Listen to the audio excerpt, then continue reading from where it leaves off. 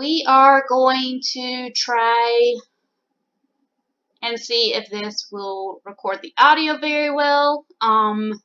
Still having problems with the screen capture too, so just please bear with me, guys. What we're doing today is we are showing you how to make a bitmoji sticker. Now, there's two different ways to do this. Actually, there's more than two, but there's definitely two.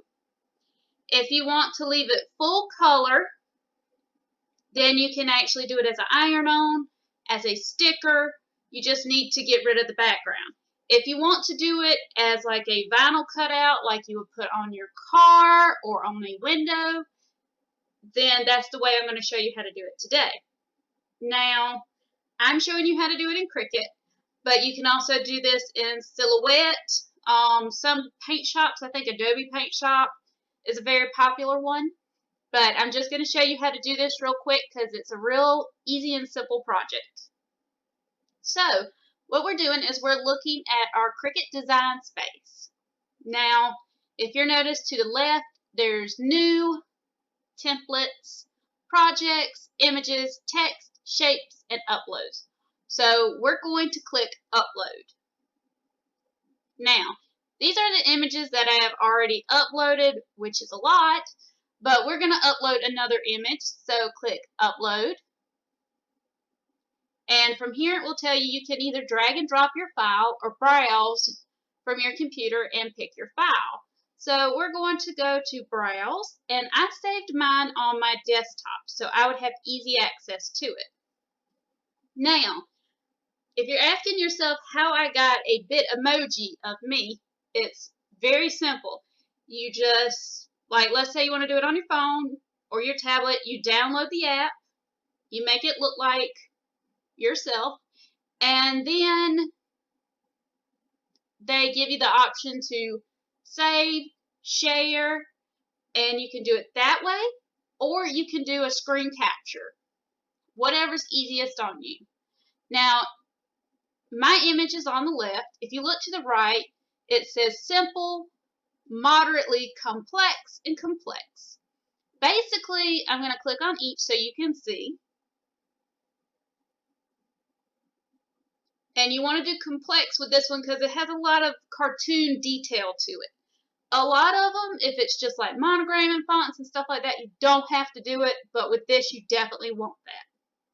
So look at the bottom of your screen and click Continue. Now, this is a really small image. So what we're going to do is we're going to go to your top right corner and we're going to zoom in. And I am going to show you this because I want you to know why we're cleaning the image, so to speak. If you look down almost the center of your screen and you hit preview, that is what your image looks like right now. It is just a gray square of nothingness. And that hide preview and see preview is going to be really, really useful from here on out. So that is something you're going to want to use a lot when you're editing your pictures on Cricut Design Space. Now, if you look to your left, you have a little magic wand that's select and erase, an actual eraser, so you kind of know where that one was going, and a crop. So if you have a bigger image or you want to just use part of one image, that's what that would be for. So we're going to click on our magic wand, and we know we definitely don't want a background.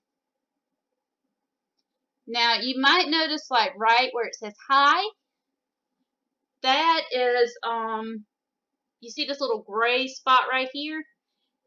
Let me show you in the preview why it looks that way. It's because it's a shadow. Now you can either, ooh, makes me look like I have fat fingers. You can either choose to delete the shadow or delete the whole word if you weren't planning on using that anyway.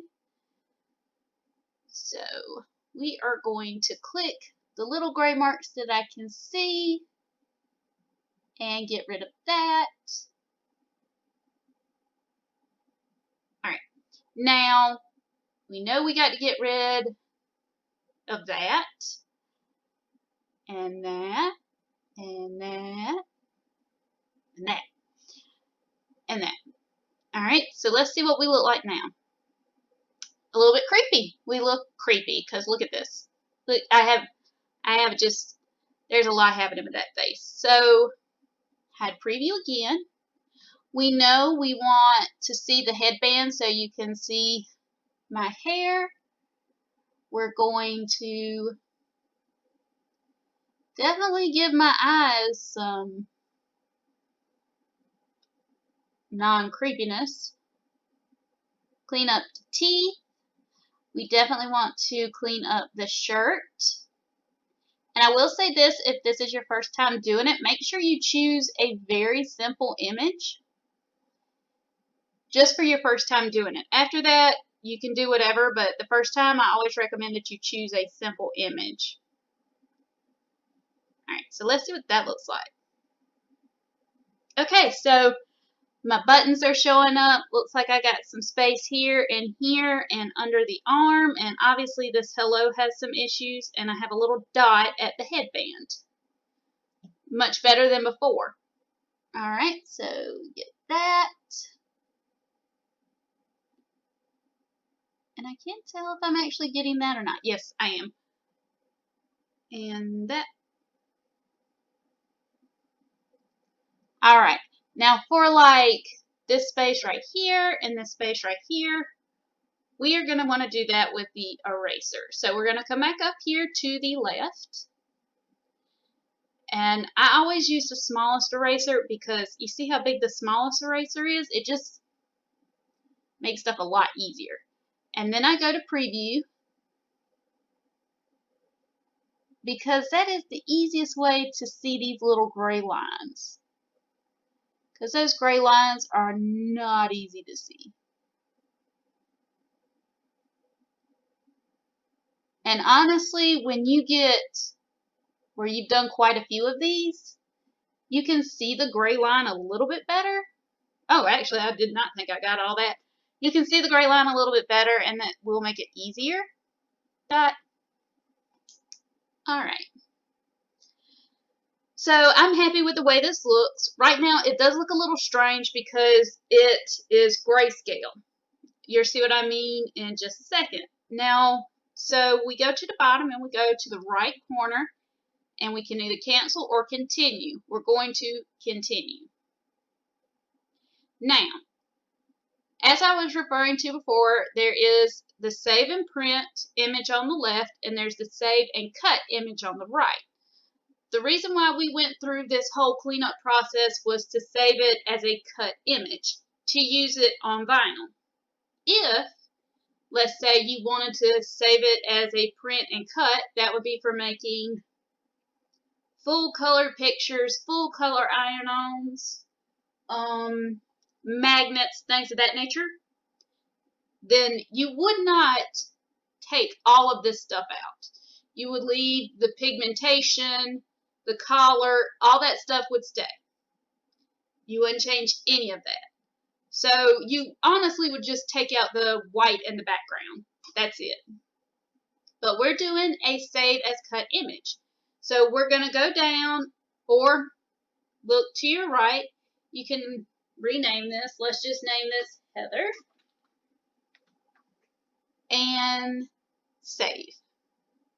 Now, when you look at your uploaded image, there it is right there.